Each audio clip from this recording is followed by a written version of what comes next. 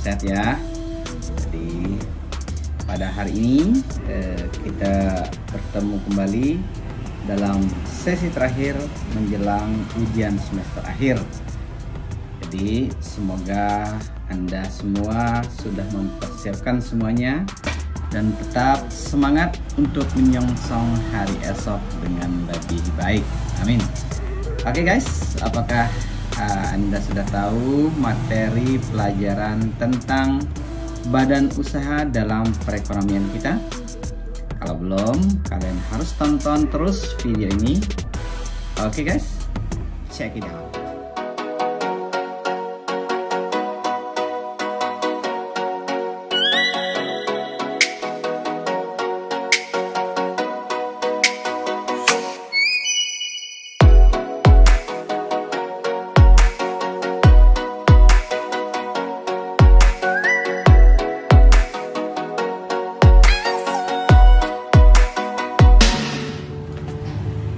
Oke guys, jadi pertama-tama kita harus tahu dulu dong apa itu badan usaha.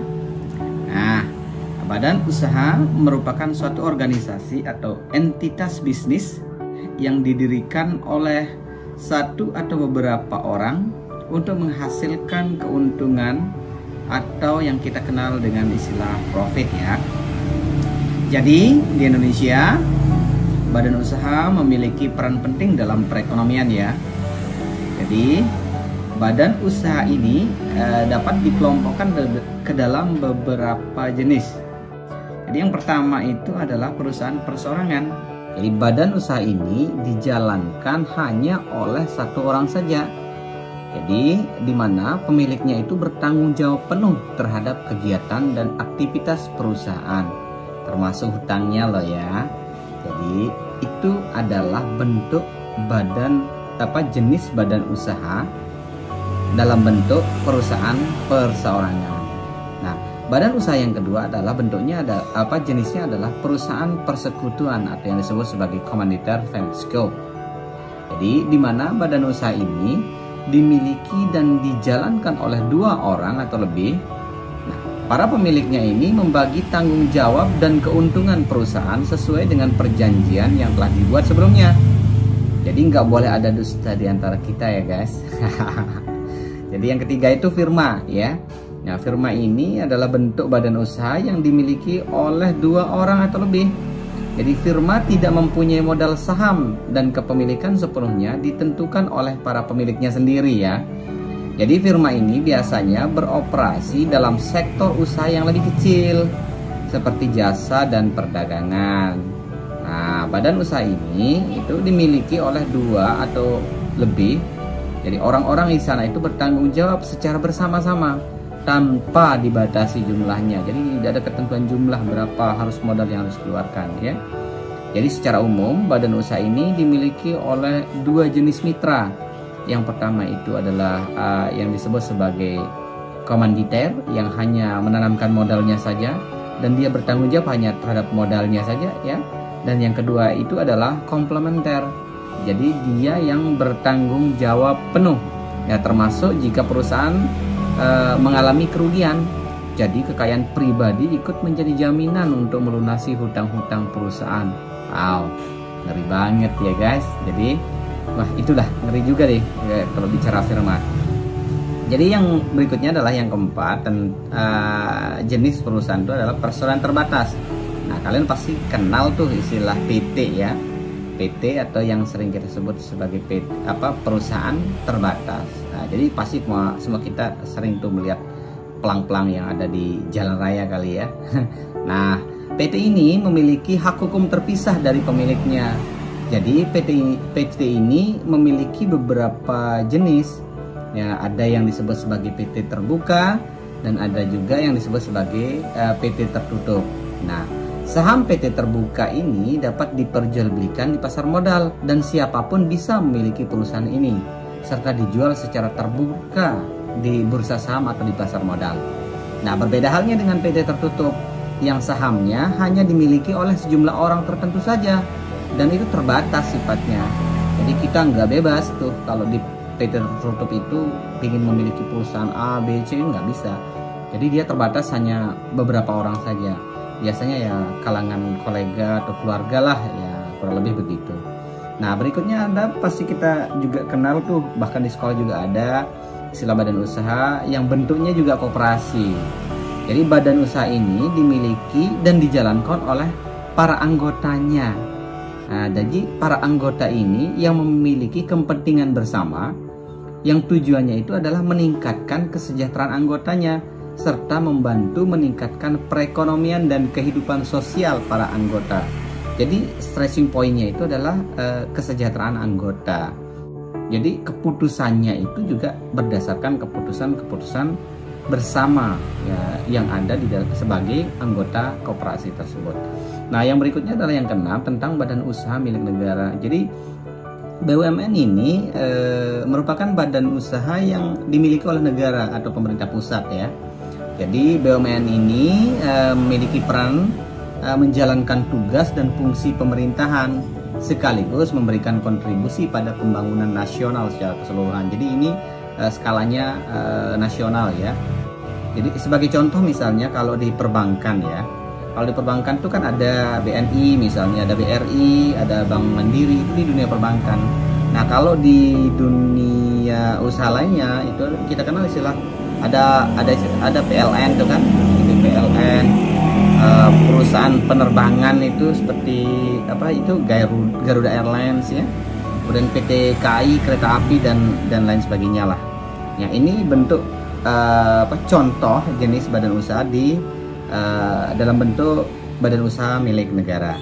Nah, berikutnya adalah badan usaha milik daerah tuh. Nah, kalau ini jelas sesuai namanya ya. Jadi jika BUMN itu dimiliki oleh pemerintah pusat, maka BUMD atau badan usaha milik negara ini dimiliki oleh pemerintah daerah tentunya.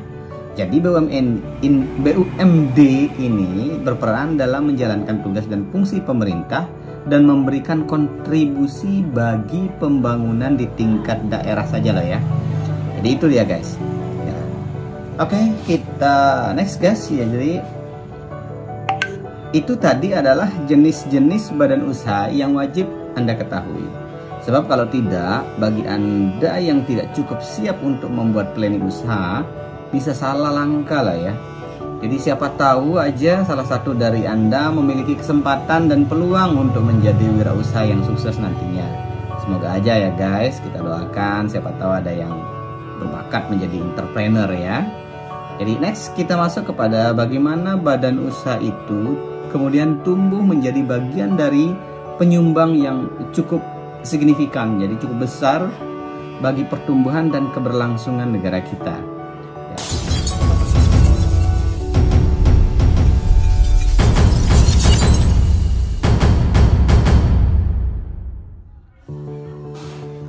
Nah, tadi kita sudah bahas tentang beberapa jenis badan usaha. Nah, bagian berikutnya ini, bagaimana kemudian badan usaha itu memiliki berperan dalam menyumbang keberlangsungan negara kita, guys. Jadi, nah tentunya badan usaha tersebut memiliki peran yang sangat penting dalam perekonomian kita, baik sebagai penggerak pertumbuhan ekonomi, menciptakan lapangan pekerjaan, bahkan sebagai sumber pajak bagi pemerintah.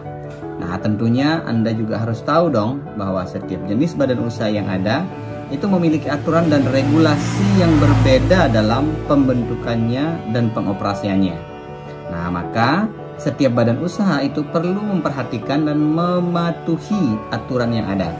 Jangan ngasal aja ya, ntar berabe lagi. Nah, selain itu tentunya Anda juga perlu memahami bahwa badan usaha itu juga ternyata memberikan dampak positif dan ada dampak negatifnya juga loh. Jadi terutama pada lingkungan sekitar kita. Nah, oleh karenanya dalam menjalankan kegiatan bisnis, badan usaha itu perlu untuk memperhatikan aspek lingkungan, sosial, dan kesejahteraan serta keselamatan kerja karyawannya. Nah, semua itu dilakukan dengan tujuan untuk memastikan kesehatan dan keamanan lingkungan serta melindungi hak-hak pekerja sehingga memberikan manfaat sosial bagi masyarakat yang ada di sekitar lokasi usaha tersebut.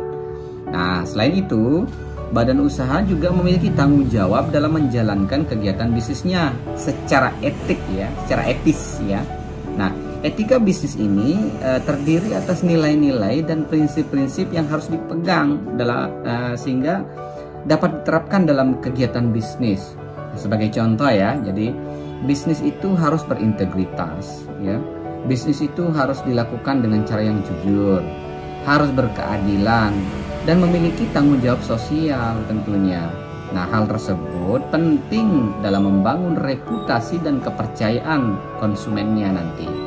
Nah, sebagai bahan tambahan ya guys, jadi dalam rangka meningkatkan kinerja dan efisiensi badan usaha, maka perusahaan juga dalam era digital sekarang ini itu harus dapat memanfaatkan teknologi informasi dan komunikasi sehingga dapat digunakan untuk meningkatkan efisiensi proses bisnis, termasuk mempercepat pengambilan keputusan, bahkan memperbaiki kualitas bisnis sebagaimana yang diharapkan nantinya. Nah, selanjutnya kita masuk kepada materi fungsi dan peran badan usaha dalam perekonomian kita ya. Nah, karena badan usaha adalah salah satu lembaga yang memiliki peran sebagai penggerak utama perekonomian dalam hal menciptakan lapangan kerja misalnya ya, termasuk meningkatkan pendapatan masyarakat, bahkan mendorong pertumbuhan ekonomi. Nah, maka badan usaha juga menjadi salah satu sumber pajak yang signifikan bagi negara. Ini yang Pak Guru utarakan dari awal tadi itu, sehingga memiliki peran dalam membiayai pembangunan dan pengembangan infrastruktur di negara kita ini.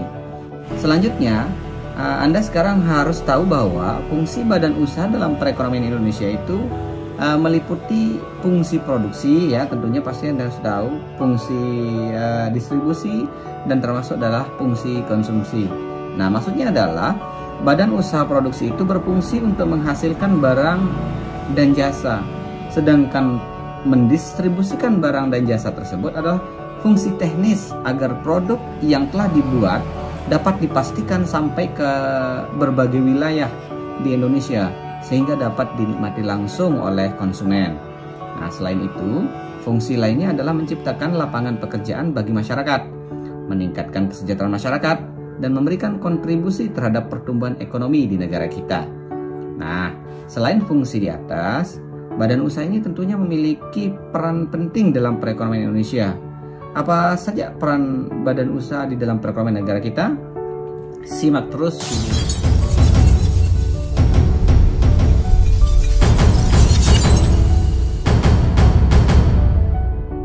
Oke guys, jadi selain fungsi badan usaha tadi, badan usaha juga memiliki peran penting dalam perekonomian Indonesia ya guys ya.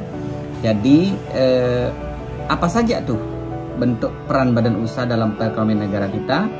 Yang pertama, menciptakan lapangan pekerjaan.